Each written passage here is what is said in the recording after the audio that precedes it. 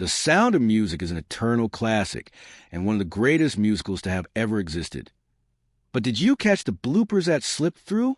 Let's take a closer look at uncovering some of the surprising mistakes that slipped through to make it into this film's final cut. Proving even perfection can have its quirks. Number 20. Maria had no prior experience playing guitar. Julie Andrews, who played Maria in The Sound of Music, had never played the guitar previously until they began filming. To prepare for her scenes where she sings and plays in the movie, she had to learn the basics. But she found it really challenging to sing and play at the same time, especially with cameras rolling. To relax her nerves each time before filming guitar scenes, Julie Andrews would sometimes take a small sip of Austrian schnapps. Christopher Plummer, Captain Von Trapp, also took lessons in guitar and singing, but his actual performances did not make it into the movie.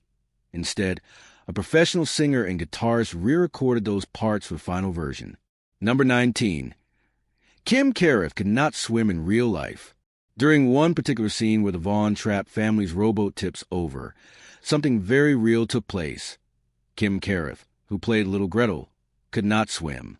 Julie Andrews was supposed to grab her when the boat flipped, but Julie lost her balance and fell backward, unable to reach Gretel in time.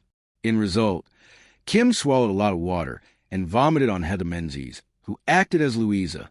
Fortunately, she was okay afterward. Number 18. Christopher Plummer didn't enjoy working on the film.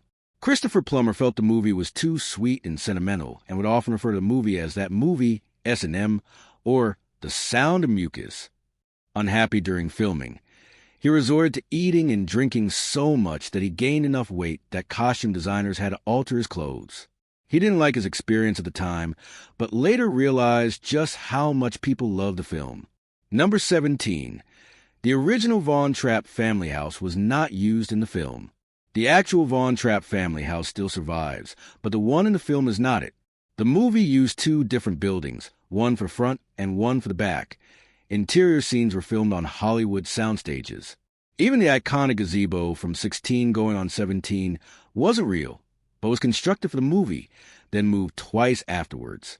The courtyard of Nonnberg Abbey was also a soundstage creation, with designer Boris Levin even reproducing the stones and windows. And for good measure, the graveyard escape scene wasn't shot in Austria either, but on the Fox lot, even though some Salzburg tour guides will still tell you otherwise. Number 16. The song Edelweiss was not an Austrian classic. Although Edelweiss sounds like an authentic Austrian folk song, the song was actually written in the United States by Rodgers and Hammerstein for the Broadway musical. It was their last collaboration before Oscar Hammerstein's death in 1960. Since it became so well-liked, even though it wasn't an Austrian song, many people began to think that it was actually a part of Austria's heritage. Number 15. Maria signed away her film rights. In 1956, a German producer offered Maria Von Trapp a payment of $10,000 for the rights to her story. When she requested a share in film profits, he lied that German law prohibited paying royalties to non-Germans.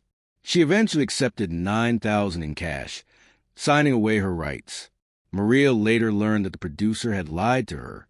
Rodgers and Hammerstein nonetheless voluntarily shared a small percentage of the film's profits with the Von Trapps. Although it was a fraction of what they could have received, Maria didn't harbor any resentment because she felt that the joy the story brought into the lives of millions was worth more than money. Number 14. Maria was hired to teach only one child.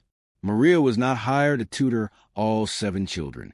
In 1926, she was brought in to teach only one girl, also named Maria, who had become too ill from scarlet fever to walk to school. The young governess, Maria Augusta Kuchera, was selected from Nonnberg Abbey, where she was preparing to become a nun. Her stay, initially meant to be 10 months, turned into something much longer. Number 13. Casting Julie Andrews as Maria. The screenwriter Ernest Lehman had always wanted Julie Andrews for the role.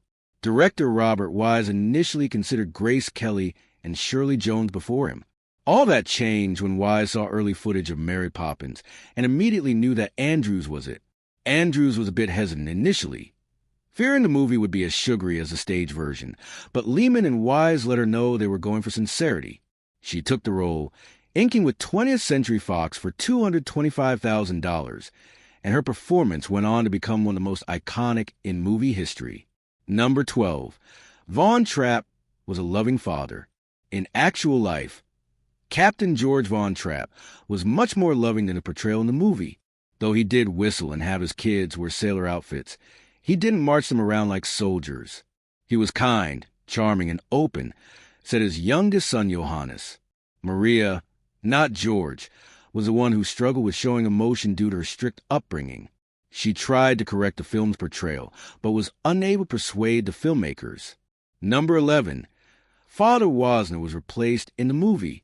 One such priest, Father Franz Wozner, lived with the Von Trapps in the time of the Great Depression and made sure to recognize the musical talent that was within them. He became their musical director. He helped turn them into professional singers and even fled Austria with them, touring across Europe and the U.S. However, filmmakers replaced him in the movie with the fictional Max Detweiler because a priest character would distract from Maria. Number 10. Maria was quiet. Gentle and shy in the movie, the real Maria was lively and often unruly at the Abbey. An orphan at a young age, she was sent to live with an abusive uncle before joining the Nonnberg Abbey as a devotee. Maria later referred to herself as horrid during that time since she was breaking dishes, speaking when she was supposed to be silent, running in the courtyard, whistling sacred chants, and finally climbing on the roof. Number 9. Maria was unsure about marrying Captain Von Trapp. Maria did not initially marry George Von Trapp out of romantic love. He was 25 years older and fell in love first, wanting her to stay as a mother to his children. Maria agreed because she deeply cared for the kids. She later said that if he had directly proposed marriage to her, she might refuse. This true marriage occurred in 1927, more than 10 years before they left Austria in 1938. Though love came later, it did grow very strong and real between them.